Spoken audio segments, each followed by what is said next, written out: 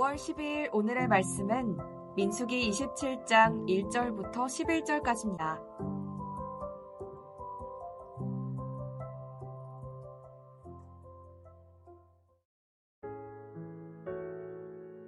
요셉의 아들 므낫세 종족들에게 므낫세의 현손 마길의 증손 길르앗의 손자 헤벨의 아들 슬로브앗의 딸들이 찾아왔으니 그의 딸들의 이름은 말라와 노아와 호글라와 밀가와 디르사라.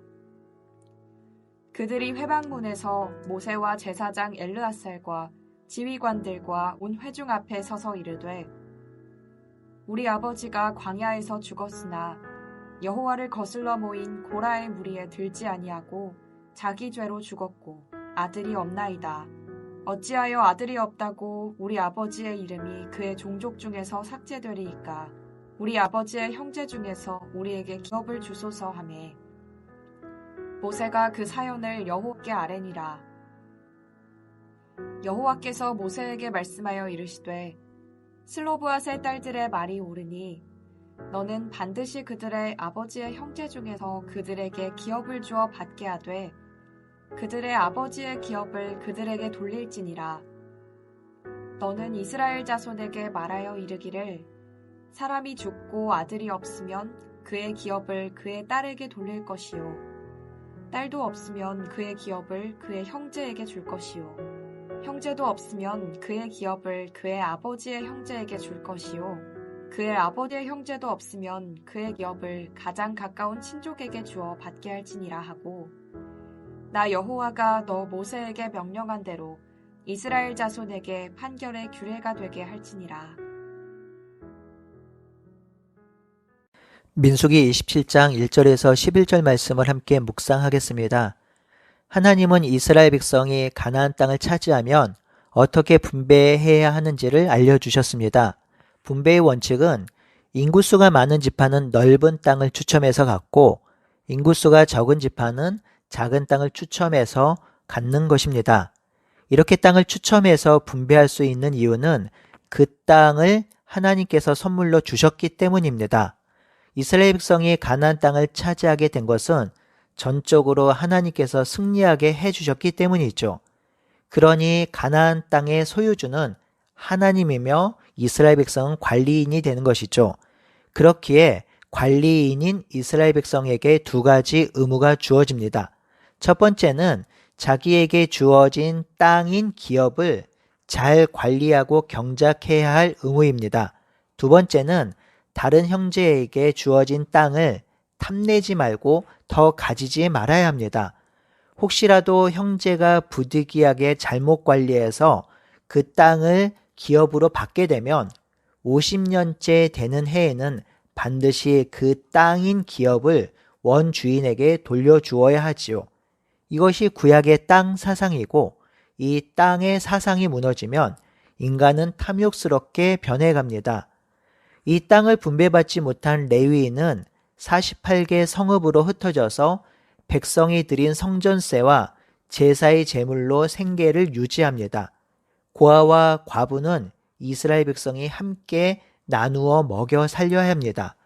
그런데 여기에서 생각하지 못한 문제가 생기지요. 지금도 남아 선호 사상의 잔재가 남아있지만 고대 사회는 완전한 남성 중심의 사회였습니다. 재산의 상속은 남자에게만 주어졌고 가문도 남자가 이어갔습니다. 그런 고대 사회에서 이스라엘의 땅의 분배도 남자를 기준으로 진행되었습니다. 그러니 광야에서 아버지가 죽은 경우 죽은 아버지의 아들이 없는 경우에 그 가정의 딸은 땅을 분배받지 못했습니다. 아버지도 없고 아들이 없는 가문의 경우 딸이 있더라도 분배할 땅이 없었던 것이지요. 이에 아들에게만 땅을 분배하는 것이 부당하다고 여긴 슬로브앗의 딸 5명, 말라, 노아, 호글라, 밀가, 디르사는 회막문 앞에 있는 모세와 제사장 엘르아살과 지휘관을 찾아가서 이 문제를 제기합니다. 우리 아버지는 광야에서 죽었으나 여호와를 반역한 고라의 무리에 들지 않았습니다. 오직 자기 죄로 죽고 아들은 없습니다. 아들이 없다고 우리의 아버지의 이름이 그 종족 중에서 삭제되는 것은 옳지 않습니다. 우리에게도 아버지의 아들에게 줄 기업을 그대로 분배해 주세요라고 합니다. 슬로브앗의 딸들은 아버지가 하나님을 반역하여 어떤 형벌로 죽은 것이 아니며 출애굽 1세대가 광야에서 죽은 것 같이 자연사했다는 것이죠.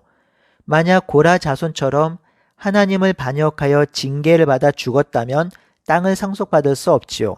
그 사실을 딸들도 잘 알고 있습니다. 딸들은 아버지가 그렇게 죽은 것이 아니기에 땅을 분배받지 못하는 것은 공정하지 못하다고 말하는 것이죠. 이 이야기를 보고 있으면 이스라엘 백성의 공동체가 얼마나 열린 공동체였는지를 알 수 있습니다. 슬로브앗의 딸들은 이 문제를 회막문 앞에서 모세와 제사장 엘르아살과 지휘관과 온 회중에게 문제를 제기했는데요. 회막문 앞에서는 이런 문제를 다룰 수 있었습니다.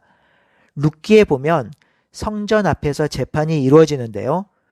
회막문 앞에서 그런 기능이 이루어졌습니다. 그러니 이 딸들의 문제 제기는 공식적인 청원이었습니다. 그렇다면 슬로브앗의 딸들의 요구가 어떤 의미를 가지고 있을까요? 슬로브앗의 딸들이 제기한 문제는 자신들의 사사로운 이익을 얻으려고 한 것이 아닙니다. 자기들이 땅을 분배받지 못해서 억울해서 찾아온 것도 아닙니다. 그들의 중요한 요구가 4절 마지막 부분에 있습니다.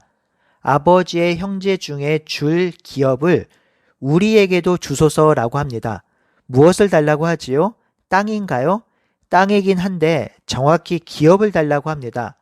슬로보앗의 딸들은 분배받을 땅이 하나님이 주신 선물인 기업임을 알았습니다. 땅은 하나님의 선물이며 기업입니다. 그러니 하나님의 선물인 기업을 받는 것은 하나님께서 아브라함에게 주신 약속이 성취되는 것이며 기업을 받는 것은 그 약속을 이루며 사는 것을 의미한다는 것을 알았습니다. 그런 의미에서 땅이 아닌 기업을 달라고 하는 것이죠. 만약 선물로 받는 기업이 없으면 그 땅에서 살 이유가 없는 것이지요. 그 땅에서 하나님 나라 백성으로 살아갈 소망이 사라지는 것이지요. 그래서 딸들은 하나님의 선물로 주신 땅에서 그 땅을 관리하며 하나님의 백성으로 살고자 하기에 자신들의 목인 기업을 달라고 하는 것입니다. 사랑하는 성도 여러분, 우리에게도 하나님이 주신 기업이 있습니다. 사도 바울은 에베소서 1장 18절에 성도 안에서 그 기업의 영광의 풍성함이 무엇인지 알기를 기도했습니다. 하나님은 우리를 기업으로 삼으셨고 또한 우리에게 하나님의 기업을 선물로 주셨습니다. 이 기업이 하나님 나라이지요. 이 하나님 나라를 하나님께서 선물로 허락하셨습니다. 우리에게 기업으로 주신 이 하나님의 나라가 얼마나 존귀하고 소중한 것인지 기억하며 살아야 하지요. 한평생 내 만족, 내가 누리고 싶은 것만 탐하다가 죽을 인생을 하나님께서 긍휼히 여기셔서 하나님 나라를 기업으로 주시고 그 하나님 나라를 위해 하나님 나라 안에 살라고 우리를 부르셨지요. 그래서 저는 슬로브앗의 딸들의 마음이 너무나도 이해가 돼요. 기업을 분배받지 않으면 그 땅에서 살아갈 이유를 못 찾는 것이죠. 만약 저에게 하나님의 선물로 주신 기업, 땅을 주시지 않는다면 저는 참으로 안타깝고 슬픈 인생을 살 것 같습니다. 우리에게 하나님 나라를 기업으로 주시고 그 안에서 살아가자고 부르신 하나님의 은혜를 감사하며 그 기업의 풍성함과 소망이 무엇인지 충분히 깨닫고 누리고 살아가는 우리 모두가 되기를 바라고 소원합니다. 이제 모세는 딸들이 제기한 문제를 가지고 하나님께 나아가 묻습니다. 이렇게 하나님께 나아가 묻는 행동을 보니 슬로보앗의 딸들이 제기한 문제가 부당하지 않다는 것을 모세가 알고 있는 것 같습니다. 그러니 그 문제를 그냥 넘어갈 수 없다고 판단하였고 그 문제를 하나님께 가지고 나아간 것이지요. 여기서 우리는 하나님의 위대하신 성품 두 가지를 발견할 수 있습니다. 첫 번째는 하나님이 인격적이시라는 것입니다. 7절에 보니 하나님이 슬로보앗의 딸들의 말이 옳다고 하십니다.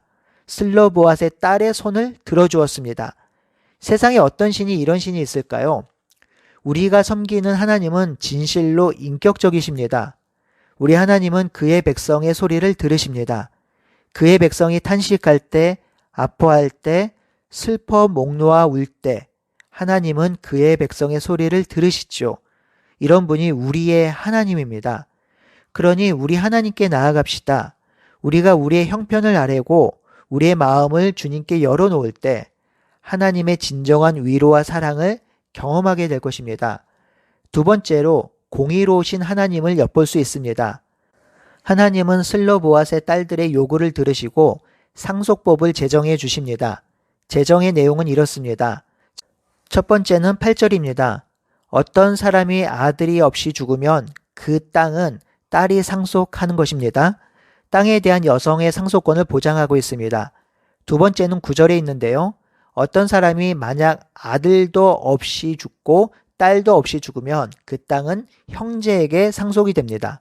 세 번째로 10절에 만일 형제마저 없으면 그 아버지의 형제에게 상속이 됩니다. 네 번째로 11절에 아버지의 형제마저 없다면 그 기업은 가장 가까운 친족에게 상속이 됩니다.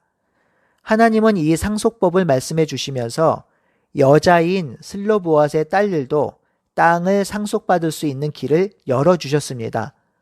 뿐만 아니라 이 땅의 상속은 이스라엘 백성 모두 공평하고 정의롭게 분배되어야 함을 알려줍니다. 이는 이 세상의 모든 인간이 하나님이 만드신 피조물로 차별받지 않고 공정하게 대접받아야 함을 알려주고 있지요. 가부장적인 시대, 남성 중심의 사회임에도 불구하고 여자를 홀대하거나 함부로 하지 말라고 하시는 것이죠. 고아와 과부와 나그네를 대접하라고도 하십니다. 이것이 하나님의 성품이며 하나님의 마음입니다. 그러니 하나님의 마음을 가진 교회는 그리고 그 공동체는 그리고 그의 백성은 이 땅의 사람들을 차별하지 않고 소외하지 않고 사람들을 전심으로 그리고 진심으로 대해야 할 것입니다. 오늘 하루도 하나님의 성품을 닮아서 내 옆에 있는 사람들을 진심으로 사랑하고 존귀 여기며 살아가는 하루가 되기를 바라고 소원합니다. 아멘.